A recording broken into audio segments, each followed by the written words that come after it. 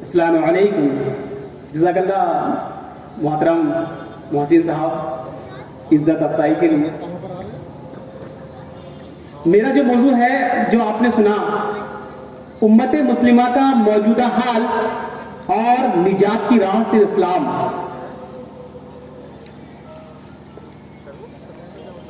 یہ موضوع کوئی ایسا موضوع نہیں جہاں میں آپ کے سامنے قرآن کا درس دوں گا یا آپ کو احادیث سناؤں گا یا روایتاً جو تقریریں ہوا کرتی ہیں وہ تقریریں میں آپ سے کرنے جا رہا ہوں.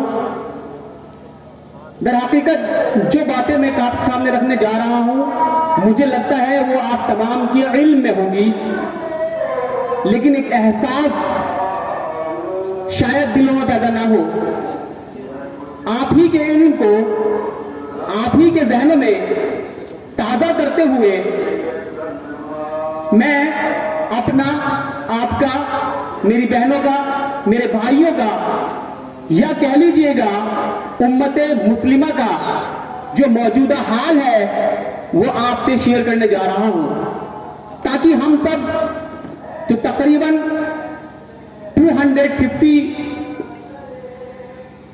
پیپلز یہاں بیٹھے ہیں غور کریں اور ایک احساس دلوں میں پیدا ہو اور گھر جا کے اپنے اس حالات پر تذکرہ کریں اور اللہ کی کتاب کی پیروی کرتے ہوئے اپنے آپ کو سربلندی کرنے کی کوشش کریں. میں چاہوں گا جو باتیں میں کروں وہ یہاں اجتماع گاہ تک ختم نہ ہو جائیں.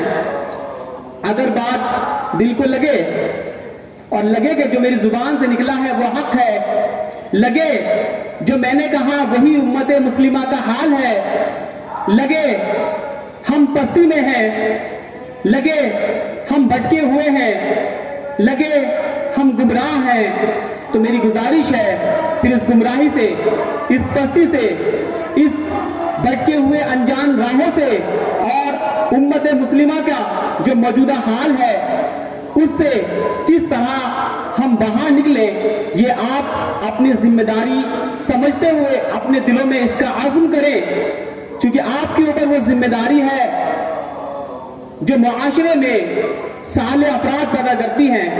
کیونکہ آپ تمام خواتین ہیں، آپ ہی مائیں ہیں، آپ ہی بہنیں ہیں، آپ ہی ساس ہیں، آپ ہی نند ہیں، آپ ہی ٹیچرز ہیں، آپ ہی خالائیں ہیں، آپ ہی مامیاں ہیں، اور آپ ہی کے سر اللہ تعالیٰ نے وہ سیرا باندھا ہے جو ایک مرد اور ایک عورت کے بارے میں طے کرتی ہے کہ یہ مرد یا یہ عورت زندگی کا جو اپنا وقت دنیا میں گزارے گا وہ راہ راست پہ ہوگا یا پھر گمراہی پر. آپ کی گودوں میں جو پلنے والے بچے ہیں آپ جو ان کے ذہنوں میں ڈالیں گی وہی ان کے ذہنوں پہ نقش ہو جائے گا اور وہی نقشہ وہ پوری زندگی اپنے ذہنوں میں لے کر اپنی زندگی میں عمل پیرا ہوگا. اس لحاظ سے میرا یہ موضوع آپ سب کے لیے زیادہ اہمیت رکھتا ہے. میں نے جیسا کہا کہ میری بات کوئی فلسفی والی بات نہیں ہوگی، اسلام کا وہ احساس بس میں آپ کے دلوں میں کرانا چاہوں گا جو شاید ہمارے دلوں سے نکل گیا ہے. میری گفتگو کا اکثر حصہ آپ ہی لوگوں سے سوال کی شکل میں ہوگا اور میں چاہوں گا کہ آپ اس پہ مجھے جواب دیں ہاں یا نہ، تاکہ مجھے لگے کہ آپ سب یہاں اس محفل میں صرف بیٹھے ہی نہیں ہیں، جو باتیں میں کر رہا ہوں اس کو سماعت بھی فرما رہے ہیں. جیسا کہ بتایا گیا کہ میرا جو موضوع ہے امت مسلمہ کا موجودہ حال اور نجات کی راہ صرف اسلام. تو آئیے میں بات کرتا ہوں امت مسلمہ کے موجودہ حال کی، اور یاد رکھیے گا میں حال کی بات کر رہا ہوں، ماضی کی بات میں نہیں کر رہا. ماضی میں تو یقیناً آدھی دنیا پر ہمارا جھنڈا پھہرایا کرتا تھا اور دنیا نے بہت سارے فائدے اسلام اور اسلام کے ماننے والوں سے اٹھائے ہیں.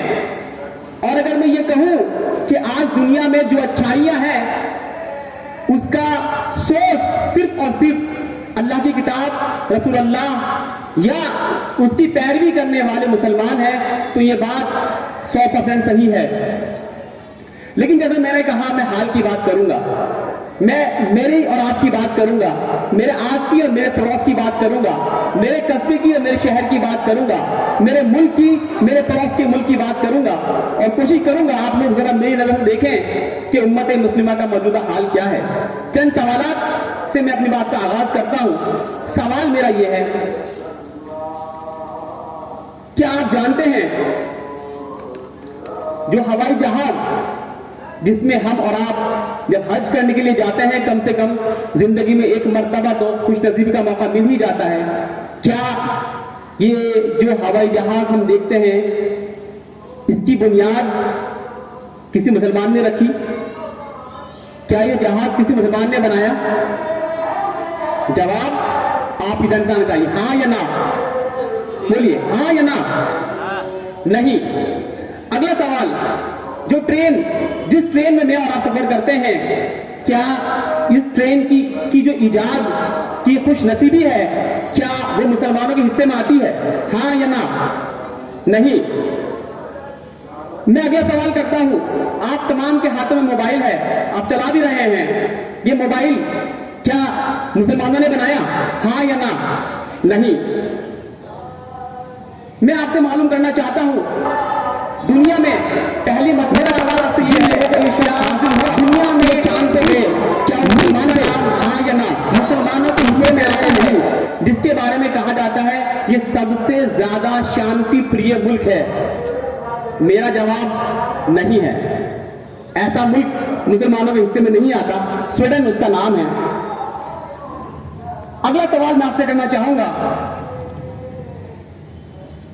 کیا وہ کنٹری جس کو ہم ٹیکنالوجی کے معاملے میں ٹاپ پر کہتے ہیں, کیا وہ ٹاپ پر جو کنٹری ہے مسلمانوں کی ہے؟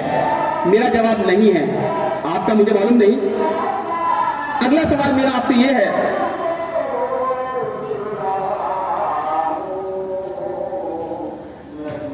کہ جو ہم جدید ٹیکنالوجیز دیکھتے ہیں کسی بھی شکل میں, جو آپ آج کے وقت میں محسوس کرتے ہیں, چاہے وہ ٹی وی ہو, ٹیلی فون ہو, یا آپ کا موبائل ہو, یا میں اور مختصر کروں جس سے ہم اور سب بہت زیادہ وابستہ ہیں, واٹس ایپ. میرے میسیج تو آپ نے لگاتار دیکھے ہی ہوں گے. فیس بک, کیا یہ سوشل میڈیا مسلمانوں نے بنائے ہیں؟ نہیں. کیا جو چینلز آپ دیکھتے ہیں صبح شام, وہ چینلز میں جو top of the list channels آتے ہیں, کیا وہ مسلمانوں کے ہیں؟ نہیں. چلیے چھوڑ دیتے ہیں, یہ بڑی باتیں ہیں. ہم تو کیا ہیں, ہم کنزیومر ہیں. ہم کیوں محنت کریں, کوئی اور بنائے گا, ہم تو مزے لیں گے. کیا حرج ہے؟ پیسے دیں گے جہاز میں بیٹھیں گے, کیا حرج ہے؟ پیسے دیں گے ٹرین میں بیٹھیں گے, کیا حرج ہے؟ پیسے دیں گے موبائل چلائیں گے, کیا حرج ہے؟ پیسے دیں گے واٹس ایپ چلائیں گے, حرج کیا ہے؟ آخر کوئی بنا رہا ہے, بنانے دو. ٹھیک ہے, آگے چلتے ہیں. میں آپ سے آپ کے معاشرے کی بات کرتا ہوں, ہندوستان کی بات کرتا ہوں. کیا آپ بتا سکتے ہیں ہندوستان کے اندر جو ٹاپ کے ڈاکٹرز ہیں کیا وہ مسلمان ہیں؟ نہیں. کیا آپ بتا سکتے ہیں ہندوستان کے اندر ٹاپ کی یونیورسٹی ہے کیا وہ مسلمانوں کی ہے؟ نہیں. کیا آپ بتا سکتے ہیں جن حضرات کو نوبل پرائز ملا ہے اس میں سے مسلمانوں کی پرسنٹ کتنی ہے؟ آپ نہیں جانتے. تقریباً 1.4%, تقریباً 17 یا 20 لوگوں کو آج تک ملا ہے. نوبل پرائز ایک ایسا پرائز ہے جو انسانیت کی فلاح اور بہبود کرنے والے لوگوں کو دیا جاتا ہے, جس میں سب سے کم نام مسلمانوں کا ہی آتا ہے. چلیے میں آگے بات کرتا ہوں. ہم تو چونکہ اللہ والے ہیں, نماز روزے والے ہیں, میں نماز اور روزے کی بات کرتا ہوں. ہمیں کیا لینا اس دنیا سے؟ وہ بناتے ہیں بنائیں, وہ کرتے ہیں کریں, ہم تو اللہ اللہ کریں گے, تسبیح پڑھیں گے, نمازیں پڑھیں گے, روزے رکھیں گے اور ہمارا کام ہو جائے گا. آئیے میں آپ کی اسی موضوع پر بات کرتا ہوں کہ ہمارا اس حصے میں کیا حال ہے. کتنے پرسنٹ لوگ نمازی ہوں گے آپ کی نظر میں؟ میں نے اس بارے میں کوشش کی سرچ کرنے کی تو میں نے پایا 10% بس. میں آپ سے پوچھوں روزے دار کتنے ہوں گے؟ تو اگر میں کہوں 50% تو شاید غلط نہیں ہوگا, کیونکہ میں اور آپ آج کے وقت میں جانتے ہیں کہ کتنے مسلمان روزہ رکھتے ہیں اور کتنے نہیں. میں آپ سے معلوم کروں ہم لوگ زکات کتنا پرسنٹ دیتے ہوں گے؟ کتنا پرسنٹ مسلمان ایسے ہیں جو زکات دیتے ہوں گے؟ شاید آپ 20-25% کہہ لیں تو بہت زیادہ ہوگا. وہ بھی زکات کا جو نظم ہے کہ باقاعدہ اپنے مال کو گننا اور گننے کے بعد اللہ تعالیٰ نے جو رقم متعین کی ہے اس کا حساب لگا کر تقسیم کر دینا، اس کیٹیگری میں اگر آپ لے کر آئیں گے تو شاید 1 یا 2% بھی مشکل آپ کے لیے ہو جائے گا.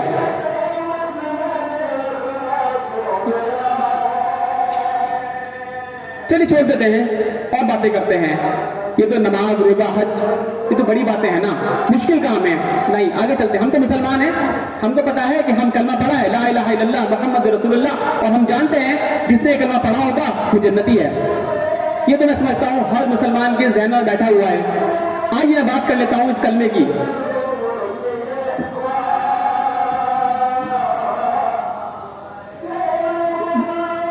کیا آپ جانتے ہیں کہ آپ کے گھروں کے بچے، آپ کے آس پڑوس کی مائیں، بہنیں، آدمی، کتنے پرسنٹ لوگ ایسے ہوں گے جو لا الہ الا اللہ محمد رسول اللہ تو جانتے ہیں، لیکن ان سے معلوم کر لیا جائے اس کا مطلب کیا ہے، وہ کتنے پرسنٹ ہوں گے؟ میرا خیال ہے شاید 50% بھی نہ ہو. یہ بات میں اتنے یقین سے اس لیے بول رہا ہوں کیونکہ سنڈے اسلامک کوئز سے مجھے احساس ہوا ہے کہ نہیں معلوم. اور آپ لوگوں کو میری بات اگر جھوٹ لگے تو آج ہی اپنے گھر کے بچوں، پڑوس کی بہنوں، ماؤں سے معلوم کیجئے کہ پہلا کلمہ کیا ہے، یا معلوم کیجئے وہ کلمہ کون سا ہے جس پر ہمارا ایمان ہے اور اس کا مطلب کیا ہے. آپ خود جان جائیں گے ہم کتنا جانتے ہیں. چلیے میں آگے بات کرتا ہوں. آپ کو کیا لگتا ہے کتنے لوگ ایسے ہوں گے جو جانتے ہیں کہ اللہ کے رسول کا نام محمد ہے؟ کیا کہا میں نے؟ محمد. کتنے پرسنٹ لوگ ہوں گے؟ اگر میں کہوں شاید 50% تو یہ بھی غلط نہیں ہوگا. آپ معلوم کیجئے، یقین نہیں آ رہا ہو تو اپنے بچوں سے، بہنوں سے ان کو شرمندہ مت کیجئے. جس محبت کے ساتھ باتوں باتوں میں نکالیے، دل سے کھلے ان کی بات کہ بہن، بیٹی، بھائی، جو بھی آپ کے لگتے ہو، ہمارے نبی کا نام کیا ہے ذرا بتانا. کیا میرے کو نام یاد نہیں آ رہا، آپ ایسا بھی کہہ سکتے ہیں. آپ کو خود اندازہ ہو جائے گا کہ 50% کم سے کم لوگ ایسے ہیں جنہیں نہیں معلوم کہ ہمارے نبی کا نام محمد ہے. وہ کہیں گے تو کیا کہیں گے؟ صلی اللہ علیہ وسلم، حضور صلی اللہ علیہ وسلم، مصطفیٰ، حضرت، نبی، انبیاء، کچھ بھی ایسے نام آئیں گے. یا اگر کسی نے بہت زور لگا کہہ دیا حضرت محمد مصطفیٰ صلی اللہ علیہ وسلم، آپ معلوم کر لیں کہ آپ نے 4 باتیں کہی، حضرت، محمد، مصطفیٰ اور صلی اللہ علیہ وسلم. آپ ذرا بتائیں نام کون سا ہے؟ تو امکانات اس بات کے زیادہ ہیں وہ کہے گا صلی اللہ علیہ وسلم. یہاں سے میں آپ لوگوں کو احساس دلانا چاہتا ہوں کہ میں نے آپ کے سامنے چند باتیں رکھی اور میں آپ کو کلمہ اور کلمے کے بعد صرف میری گفتگو کا جو موضوع ہے وہ رسول اللہ ہے، جن کے بارے میں ہمارا یقین ہے کہ اگر ہم ان کو نہیں جانتے، ان کے مطابق زندگی نہیں گزارتے تو پھر ہم نے چاہے لاکھ کلمے پڑھے ہوں ہم جہنم میں جائیں گے. قرآن کہتا ہے خود رسول اللہ صلی اللہ علیہ وسلم ایسے لوگوں کے خلاف گواہی دیں گے جو کہنے کے لیے مسلمان تھے اور رسول اللہ کے مطابق زندگی انہوں نے نہیں گزاری. اور میں یہاں اس غلط فہمی کو بھی دور کر دینا چاہتا ہوں کہ جو مسلمان کے گھر میں پیدا ہوتا ہے مسلمان ہی ہوتا ہے، ایسا ہرگز نہیں. بچہ چاہے ہندو گھر میں پیدا ہو، مسلمان گھر میں پیدا ہو، سکھ کے یہاں پیدا ہو، عیسائی کے یہاں پیدا ہو، وہ بچہ ہے، وہ انسان ہے. وہ تمام انسان، وہ تمام بچے اللہ کے نزدیک برابر ہیں. ان میں کوئی بچہ حقیر نہیں ہے اور کوئی بچہ اپنی فیملی کی بنیاد پر افضل نہیں ہے. یہ جو حقیر یا افضل یا اللہ کے نزدیک خراب یا بہتر، جب اس نظریے کی بات کرتے ہیں تو بات یہ آتی ہے اللہ پر کون ایمان لایا اور اللہ کے مطابق کس نے زندگی گزاری. اب وہ چاہے مسلمان کا بچہ ہو، چاہے سکھ کا ہو، عیسائی کا ہو، یہودی کا ہو، دلت کا ہو، یا کسی ایسے انسان کا ہو جو خدا کو نہیں مانتا، اگر وہ اللہ پر ایمان لے آیا تو وہ مسلم ہے. قرآن نے اس بات کو ہمیں بہت واضح انداز میں سمجھایا ہے اور مثال دی ہے حضرت نوح کی. حضرت نوح کا بیٹا جو نبی تھے، ان کے بیٹے نے حضرت نوح کی دعوت کو ماننے سے انکار کر دیا اور کہا میں آپ کو نہیں مانتا، میں تو یہ پہاڑ پہ چڑھ جاؤں گا، اپنے خاندان کے لوگوں کے ساتھ میں ہوں۔ تو آپ جانتے ہیں وہ پانی میں ڈوب کر غرق ہو گیا، اور جب نبی اللہ نے یعنی حضرت نوح نے ان کے لیے دعا کی کہ اللہ یہ تو میری اولاد ہے، اس کو معاف کر دے، تو اللہ نے کہا تمہاری اولاد وہ ہے جو تم پر ایمان لائی۔ ہم جانتے ہیں قرآن نے ہمیں ہدایت دی ہے اور بتایا ہے ابراہیم علیہ السلام کے والد صاحب ایمان نہیں لائے تو اللہ نے ان کو بھی اسلام سے باہر قرار دیا۔ تو یہ بات آپ سمجھ لیں، اس غلط فہمی میں نہ رہیں کہ میرا نام رضیہ ہے، سلطانہ ہے، ضیا ہے، فرحانہ ہے، افسانہ ہے، نظمہ ہے تو میں اس لیے جنتی ہوں، نہیں۔ ضیا، جمال، ندیم، افضل، عبداللہ، کریم اللہ، مقبول اللہ، یہ نام سے اللہ آپ کو جج نہیں کرے گا، اللہ جج کرتا ہے تو آپ کے ایمان سے اور آپ کے اعمال سے۔ تو میں نے گفتگو کا آغاز کیا کہ دنیا کے اندر جو سسٹم آپ دیکھتے ہیں جس کو آپ اور ہم استعمال کرتے ہیں، آپ نے اکثر نے کہا وہ ہم نے نہیں بنایا۔ میں نے تعلیم کی بات کی، میں نے ڈاکٹر کی بات کی، میں انجینئر کی بات کرتا ہوں، میں چارٹرڈ اکاؤنٹنسی کی بات کرتا ہوں، یا میں بڑے بڑے پولیس افسران کی بات کرتا ہوں، یا ہندوستان کے جو گورنمنٹ کے عہدے ہیں اس پر بیٹھنے کی بات کرتا ہوں جن پر ہم کمپٹیٹیو ایگزام دے کر ہی ان کو اچیو کر پاتے ہیں۔ تو اگر آپ پرسنٹیج نکالیں گے تو آپ کو احساس ہوگا شاید وہ 1%، 2% بمشکل ہو۔ اگر آپ سے معلوم کروں کہ آخر کتنے پرسنٹ لوگ ہوں گے جو انڈین فوج میں ہوں گے تو شاید 2-3% لوگ ہی ہیں جو مسلم ہیں اور بھارت کی فوج میں ان کا حصہ ہے۔ یہ امت مسلمہ کا موجودہ حال ہے۔ اس حال کو ذرا ایک اور نظریے سے دیکھیے، آپ سماجک لحاظ سے آپ ذرا دیکھیے۔ انسان کی کامیابی کے 2 پیمانے، ایک پیمانہ ایمان کا جس کے بارے میں کہا جاتا ہے کہ مرنے کے بعد ایک نئی زندگی شروع ہوگی اور جو وہاں کامیاب ہے اللہ تعالیٰ اس کی دنیا کی تمام خواہشیں جو یہاں پوری نہیں ہوئی وہاں پوری کر دے گا، وہ زندگی ہمیشہ ہمیشہ کی ہوگی، وہ کبھی ختم نہیں ہوگی، اور اللہ تعالیٰ کہتا ہے وہاں آپ کو ایسی نعمتیں دی جائیں گی جو آپ نے نہ آنکھ سے دیکھی نہ سنی، وہاں ذائقے والے پھل ہوں گے، وہاں ہمارے لیے ایک سے غلام ہوں گے، حوریں ہوں گی، اور ہمارے لیے ہر وہ سامان جو دل کی خواہش بن سکتا ہے وہ وہاں موجود ہوگا۔ لیکن یہ جو مرحلہ ہے، یہ جو بات ہے، یہ مرنے کے بعد کی ہے۔ یقیناً اس کی واحد بنیاد ایمان ہے۔ لیکن میں بات کرنا چاہتا ہوں دنیا کی، دنیا میں رہنے کی۔ یہاں بھی ایک زندگی ہے، یہاں بھی ایک لڑائی ہے، یہاں بھی ایک کشمکش ہے، یہاں بھی ایک دوڑ ہے، یہاں بھی ایک سربلندی حاصل کرنے کا ایک جذبہ ہے، ایک مقام ہے، کنٹریز لڑ رہی ہیں، قومیں لڑ رہی ہیں، ایک لڑائی ہے کہ ٹاپ پر کون ہے، پرائرٹی کس کو ملے گی، کون دنیا کو لیڈ کرے گا۔ اس نظریے سے آپ دیکھیے امت مسلمہ کا کیا حال ہے۔ دنیا میں کوئی ایک ملک بھی آپ نہیں کہہ سکتے جہاں اللہ کی کتاب کے مطابق جو احکام الہی ہے وہ نافذ ہو اور لوگ اس پر عمل کر رہے ہیں۔ ایک ملک بھی آپ کو نام دینا مشکل ہو جائے گا، ٹوٹے پھوٹے آپ نام لے سکتے ہیں۔ آپ ذرا اس لحاظ سے دیکھیے امت مسلمہ کا کیا حال ہے۔ آپ کو احساس ہوگا کہ اگر ہمارے گھر میں کوئی بچہ پیدا ہونے والا ہوتا ہے تو ہم حجاب کی باتیں کرنے والے بے حجاب ہو جاتے ہیں، اور اکثر کیسز کے اندر جو جینٹس ڈاکٹرز ہیں وہی اس کام کو انجام دیتے ہیں۔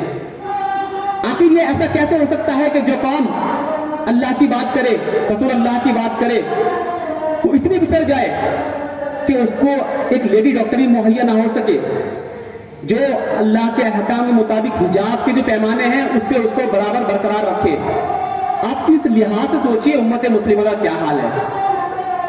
آپ کو معلوم پڑے گا کہ ہم لوگ اب دلتوں سے بھی بدتر ہو گئے ہیں۔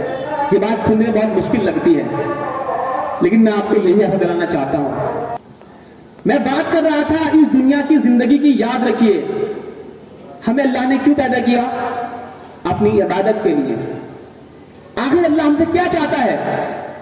میں اگر بہت مختصراً اور 2 لفظوں میں یا ایک سینٹینس میں کہوں تو اللہ چاہتا ہے آپ دنیا کے بہترین انسان بن جائیں جس کے مد مقابل کوئی کھڑا نہ ہو سکے. اور جب میں کہہ رہا ہوں بہترین تو یہاں پہلے بات اخلاقی ہوگی اور اس کے بعد دیگر باتیں ہوں گی. میں امت مسلمہ کا ایک حال آپ کے سامنے اور رکھنا چاہتا ہوں. پہلے میں نے بات کی احکام الہی کو فالو کرنے کی، اب بات کرتا ہوں احکام الہی کو توڑنے کی. اب جانتے ہیں مسلم معاشرے میں تیزی سے شراب کا چلن بڑھ رہا ہے. اگر میں کہوں 30%، 40%، 50%، 60%، 70% علاقے کے حساب سے یہ ریشو ہے. کہیں کم ہے، کہیں زیادہ ہے، کہیں 20% ہے، کہیں 30% ہے، کہیں 40% ہے، کہیں 50% ہے، کہیں 60% ہے. وہ لوگ جو کہتے ہیں شراب حرام ہے، شراب کو بیئر کے نام پر خوب پیتے ہیں. اگر میں نوجوانوں کی بات کروں، ان کے کریکٹر کی بات کروں، ہم سب کی بات کروں، باہر کی بات کروں، اور نوجوانوں میں بھی میں اگر مردوں کی بات کروں، اور اس میں بھی میں اگر ان کے پاک دامنی کی بات کروں تو حالات بہت برے ہیں. میرے لیے شرم کا مقام ہوگا اگر میں یہ کہوں کہ کتنے % لوگ پاک دامن بچے ہوں گے. یہ جو گراوٹ ہے اخلاق کی، جگہ جگہ ہر وقت ہر جگہ صرف ایک ہی بات، بے شرمی، بے حیائی، ایک ہی کمپٹیشن، ایک ہی لڑائی، اور پھر وہ برائی کر کے اس کو شیئر کرنا، اس کو لطف انداز کے ساتھ بیان کرنا. مجھے شرم آ رہی ہے، میں وہ پرسنٹیج بولنا نہیں چاہتا. آپ بھی اس معاشرے میں ہیں، میں بھی اس معاشرے میں ہوں. ہم دیکھ سکتے ہیں، سمجھ سکتے ہیں کہ مسلم نوجوانوں کے حالات کیا ہیں، وہ کتنے اچھے کردار کے مالک ہیں. میں ایک اور بات کرنا چاہتا ہوں جو سماج میں بہت زیادہ اہمیت کی حامل ہے، وہ ہے آپ کا لین دین. معاف کرنا جو الفاظ حدیث کے میرے ذہن میں نکل گئے، مفہوم وہ یہ ہے کہ اگر کسی انسان نے ایسے کپڑے پہنے جس کے اندر حرام کمائی سے پلا ہوا پایا ہوا حصہ ہے، جب تک وہ کپڑا اس کے تن پہ ہوگا اس کی نماز قبول نہیں ہوگی.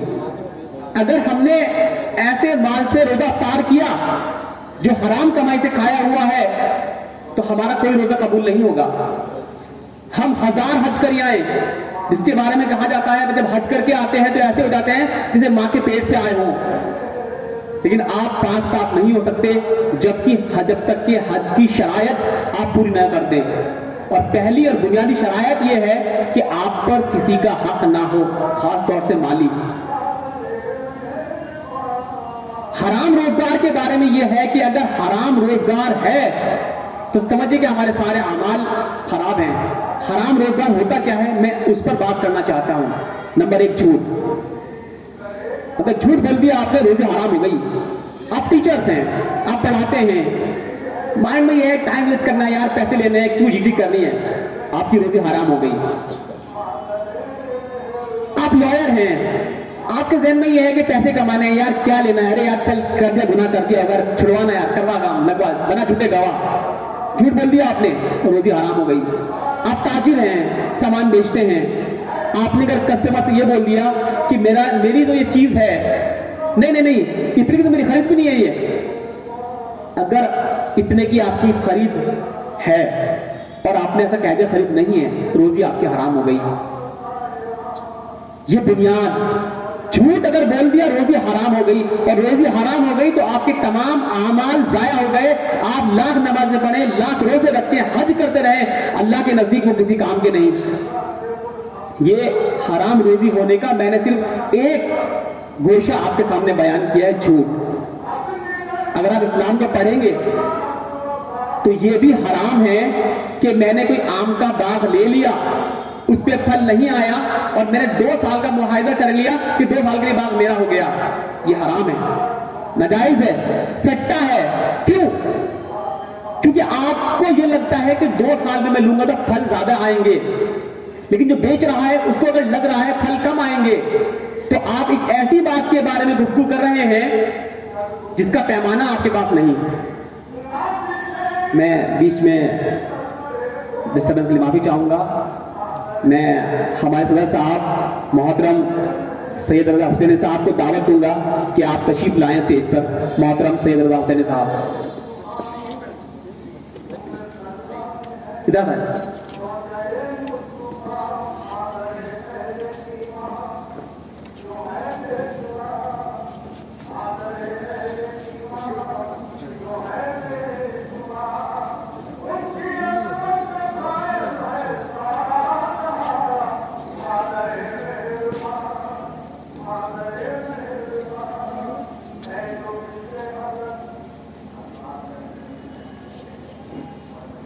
मैं मोहतरम का इस्तकबाल करना चाहता हूं और चाहूंगा इस्तकबाल आप नारे से करें। नारे तकबीर, नारे तकबीर, नारे तकबीर।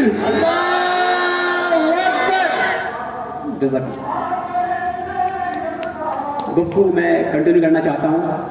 जी, मैं बात कर रहा था आराम रोजगार की, और मैं कह रहा था कि अगर आपने एक बाग खरीद लिया, उसे फल नहीं आया तो ये सट्टा है। सट्टा क्यों है? सट्टा क्या होता है? सट्टा ये होता है कि कोई ऐसी बात के बारे में फैसला करना जिसके बारे में यकीन नहीं, आपको लगता है वो आ भी सकता है, वो नहीं भी आ सकता है, वो सट्टा है। क्योंकि जो बेचेगा वो चाहेगा कि उसे लग रहा है कि फल कम आएगा तो बेच देगा, जो खरीद रहा है वो सोच रहा है फल ज्यादा आएगा, वो खरीद लेगा। इसी तरह रसूलुल्लाह ने फरमाया कि माँ के पेट में जो है उसका सौदा मत करो, यानी कि माँ के पेट में, यानी कि बच्चे, यहाँ जानवर की बात हो रही है, ऊंट के पेट में बच्चा है, मतलब ऊंट है या ऊँटनी है, पहले ही सौदा मत करो जब तक कि वो पैदा ना हो जाए। रसूलुल्लाह ने ये भी फरमाया कि जानवर के थन में जो है उसका सौदा मत करो, मतलब ये है कि पहले दूध निकालो, नापो और तब बेचो। रसूलुल्लाह ने यह फरमाया कि किसी चीज का ढेर अगर हो उसका सौदा मत करो जब तक कि उसको तोल ना लो, उसकी तादाद मुतय्यन ना कर लो, मार्केट रेट तय ना कर लो। ये मैंने जस्ट आपको एक हल्का सा एहसास दिलाया, मौजू लंबा हो जाएगा। कहने का मतलब ये है, अगर आप हराम कमाते हैं तो हमारी अल्लाह के नजदीक कोई भी अहमियत बाकी नहीं बचती। इस लिहाज से आप सोचिए उम्मत मुस्लिमा का क्या हाल है। अब मैं एक कंपैरिजन आपके सामने रखना चाहता हूं, जो एक कौम है जिसको हम कहते हैं हिंदू। बड़े ही अफसोस की बात है कि उम्मत मुस्लिमा अपने अलावा बाकी सबको हिंदू, यही बात तो जो मुस्लिम मुखालिफ तंजीमें हैं वो कहती हैं कि ये इस्लाम के मानने वाले मुसलमान और बाकी सब हिंदू, हम भी वही कहते हैं। ये बात याद रखिए, भारत के अंदर हिंदू तादाद के लिहाज से बमुश्किल 20% होंगे। आपको इस ज़हन में फर्क करना होगा, मुसलमान के अलावा हर कोई हिंदू नहीं होता। हिंदू भी हैं, सिख भी हैं, जैन भी हैं, पारसी भी हैं, पिछड़े भी हैं, दलित भी हैं, आदिवासी भी हैं, अनुसूचित जनजाति भी हैं। और आपको ये इल्म हासिल करना पड़ेगा, इस लिहाज से ही सामने वाले से खिताब करना पड़ेगा। ये हिंदू मुस्लिम जितना दूसरे बढ़ाते हैं उतना ही हम भी बढ़ाते हैं। बहरहाल अभी मुकाबले के लिहाज से आप सोच लीजिएगा, एक तरफ मुसलमान है, दूसरी तरफ गैर मुस्लिम है। आप जरा हालात देखिए, आपको डॉक्टर बनना है, आप किसी गैर मुस्लिम के मातहत काम करेंगे जब डॉक्टर बनेंगे। आपको सीए बनना है, आप किसी गैर मुस्लिम के मातहत काम करेंगे जब सीए बनेंगे। मैं ऐसे ही बनाऊं और भी ऐसे ही बनते हैं। आपको लॉयर बनना है, 90% केसेस के अंदर आप गैर मुस्लिम के मातहत काम करेंगे जब आप लॉयर बनेंगे। आपको इस वक्त दुनिया में कोई भी कामयाबी हासिल करनी है तो आपको गैर मुस्लिम के सामने झुकना पड़ेगा। झुकने का मुराद यहां मैं ऐसा नहीं कह रहा कि वो लड़ाई हो रही है, वो शर्मिंदा वो कर रहा है। कहने का मुराद यह है वो देने वाला है और हम लेने वाले हैं। और जो मैंने अपनी गुफ्तगू में शुरू से आपको गिनाया, जहाज, plane, train, phone, Facebook, TV channels, media, lawyers, doctor, engineers, ये सब देने वाले हैं और हम लेने वाले हैं। याद रखिए, जो कौम दे नहीं सकती और लेती है वो कौम गुलाम होती है। मैं इस बात को समझाने के लिए सिर्फ एक मिसाल देता हूं। हम नौकरी करते हैं किसके पास? बिजनेसमैन के। तो क्या कभी ऐसा हो सकता है कि हम बिजनेसमैन से बड़े हो जाएं? इम्पॉसिबल, क्योंकि वो कमाता है और आपको देता है। बस यही मिसाल समझिए। इसी तरीके से अगर किसी ने ट्रेन बनाई तो अब उस ट्रेन से वो पैसा कमाएगा, आप सिर्फ कंज्यूमर हैं, आपकी कोई औकात नहीं है। वो कभी चाहेगा तो मना भी कर देगा आपको। जैसे अभी देखा आपने, हमारे मीडिया नहीं है, हमारे चैनल नहीं है, तो फिर आप देखते हो आपको समाज के अंदर कोई सही न्यूज हासिल नहीं होती। इस लिहाज से सोचिए उम्मत मुस्लिमा का क्या हाल है। एक पैरेलल कंपैरिजन कीजिए, एक तरफ डॉक्टर्स हैं, साइंटिस्ट हैं, इंजीनियर्स हैं, लॉयर्स हैं, सीए हैं, आईएएस हैं, पीसीएस हैं, और हम अगर बात करते हैं दिगर गवर्नमेंट के ओहदों पे तो 97% गैर मुस्लिम हैं। क्या आपको लगता है ऐसी कौम जो दुनिया में आपसे 97% आगे है, आप उससे मुकाबला कर सकते हो? यहां मुकाबले से मुराद लड़ाई नहीं है, यहां मुकाबले से मुराद वकार है, इज्जत है। क्या आपको लगता है जो दुनिया में 97% 98% आपसे हर शोबे में आगे है, वो आपको मान लेगा कि आप उससे अच्छे हो? कैसे मान लेगा? आप लाख कहो मुसलमान हैं, इंजीनियर तो वो है। आप लाख कहो मुसलमान हैं, डॉक्टर तो वो है। आप लाख कहो हम मुसलमान हैं, सीए तो वो हैं। आप लाख कहो मुसलमान हैं, आईएएस पीसीएस तो वो हैं। आप दे क्या रहे दुनिया को? जब आप दुनिया में कुछ देते नहीं, सिर्फ लेते हो, भिख मंगे हो, भिख मंगे, including me, including you, including all the उम्मा, हम सब भिख मंगे हैं। ये उम्मत मुस्लिमा का हाल है। हम कुछ समाज को दे नहीं रहे, और जो कौम समाज को देती नहीं है वो कौम मजलूम होती है, गुलाम होती है, पिछड़ी हुई होती है, दलित होती है, आदिवासी होती है, जाहिल होती है, कुछ भी कह लें उसको आप। और सबसे बड़ी बदनसीबी उम्मत मुस्लिमा की यही है कि हमने इस्लाम को महदूद कर दिया, बस नमाज, रोजे, हज, ज़कात, बाकी सारे काम दूसरे लोग करेंगे।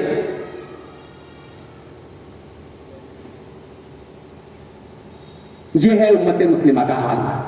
इस पर आप घर जाके सोचें कि जो मैंने कहा वो सही है या गलत।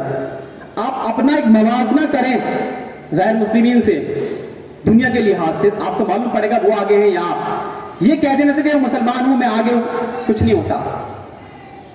देखिए एक मिसाल देता हूं समझाने के लिए, मुख्तसर करने के लिए, समझाने के लिए।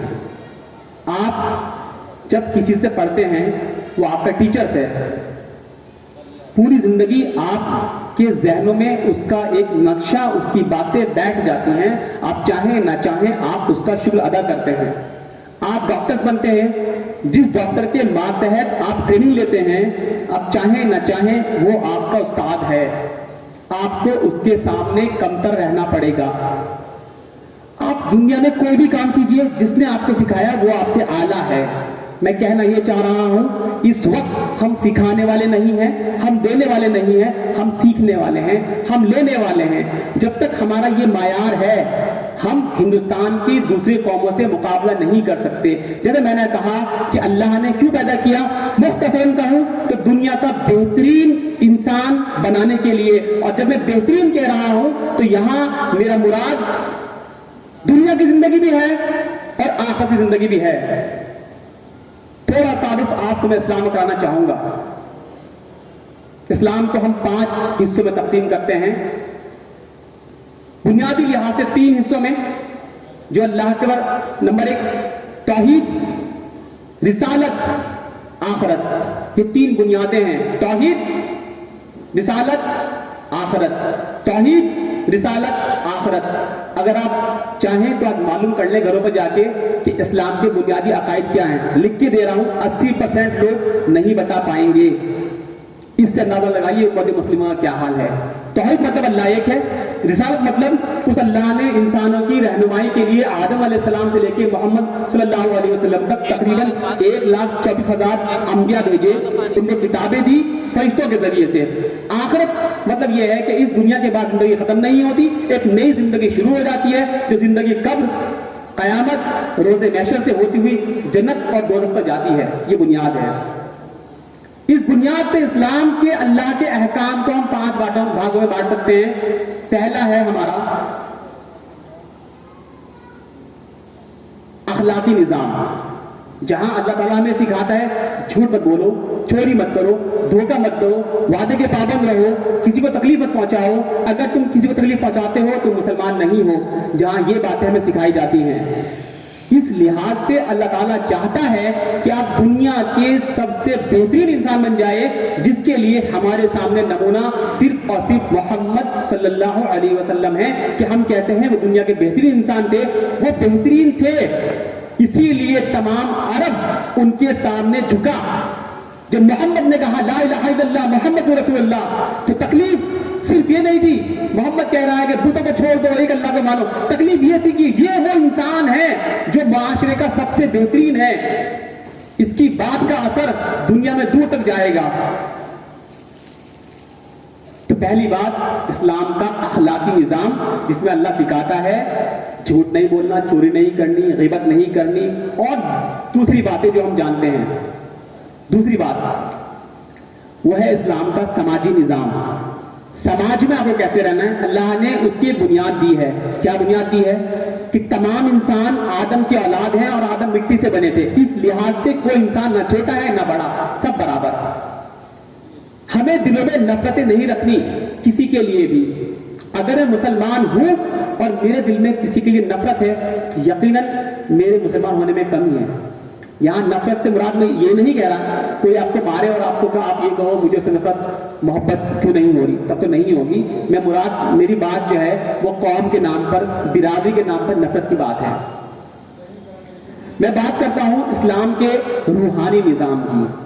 अल्लाह ताला हमें फिर संवारना चाहता है। वो कहता है कि 5 टाइम आओ, मेरे सामने झुको, मुझसे वादे करो, जब तुम कारोबार करोगे सही करोगे, झूठ नहीं बोलोगे, लोगों को सताओगे नहीं। नमाज में हम यही पढ़ते हैं। रोजा हमें सिखाया जाता है किस तरह भूखे रहकर भी सब्र करना है, गरीब का भूख को महसूस करना है।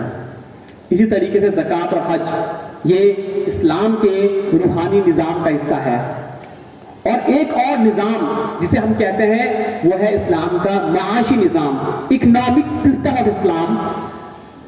यानी कि यहां इस्लाम हमें ये सिखाता है कि दुनिया में आपको कारोबार कैसे करना है, क्या चीजें हराम होंगी, क्या चीजें हलाल होंगी। इसकी बुनियाद ये है, सूद इस्लाम में हराम है, शराब हराम है, सुअर हराम है, सट्टा हराम है।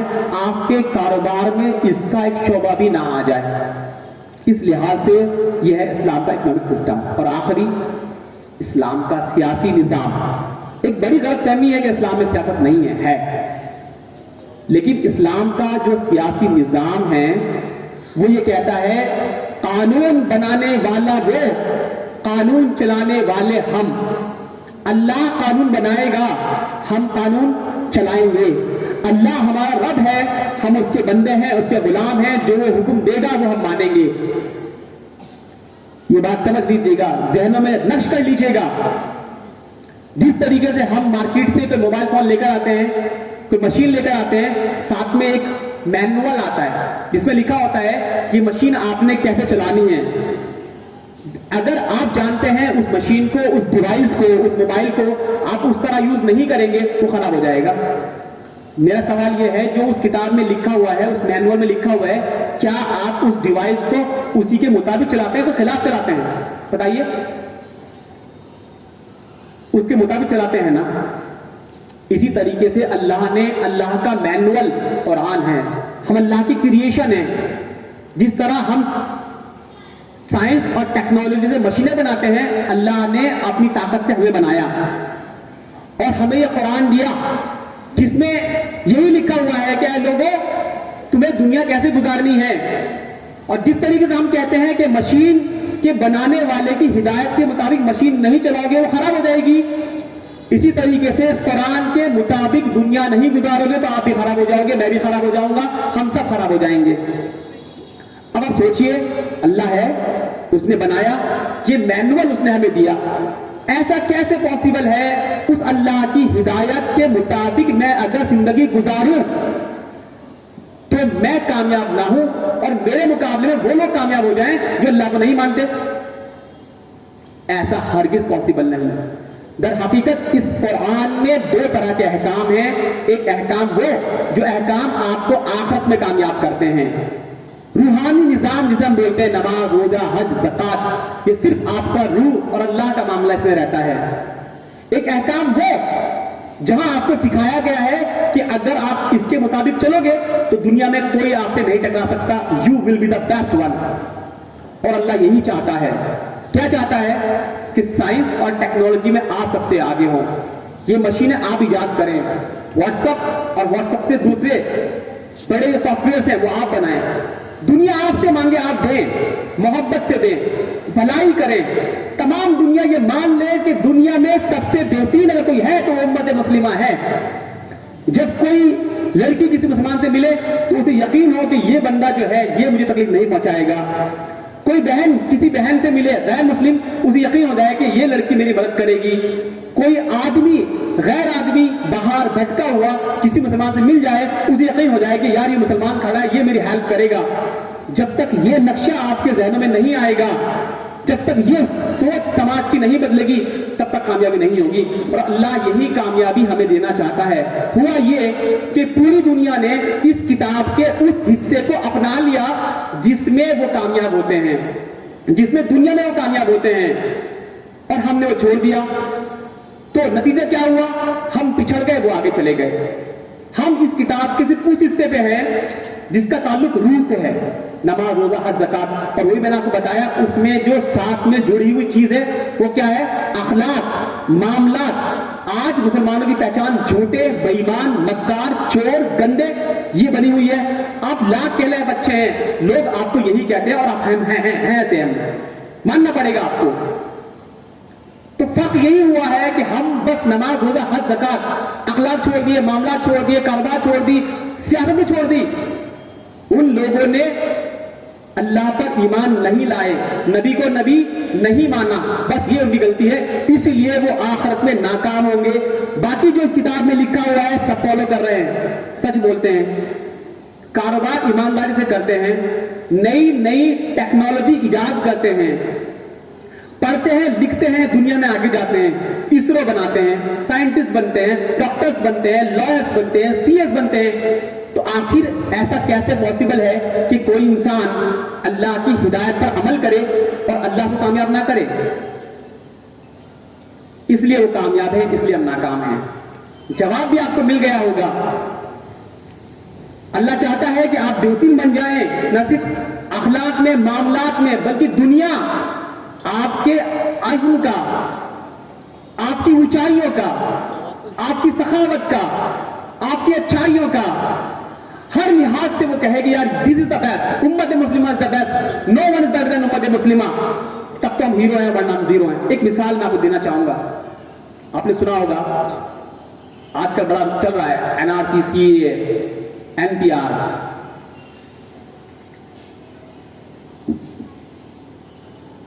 آج اس ملک میں ایک قوم ہے جسے ہم کہتے ہیں سکھ, سردار. اس قوم سے ہمیں سیکھنے کی ضرورت ہے. آپ جانتے ہیں بھارت کی آرمی میں تقریباً 14 سے 16% ان کا حصہ ہے, یعنی کہ اتنے لوگ ان کے آرمی کے اندر شامل ہیں.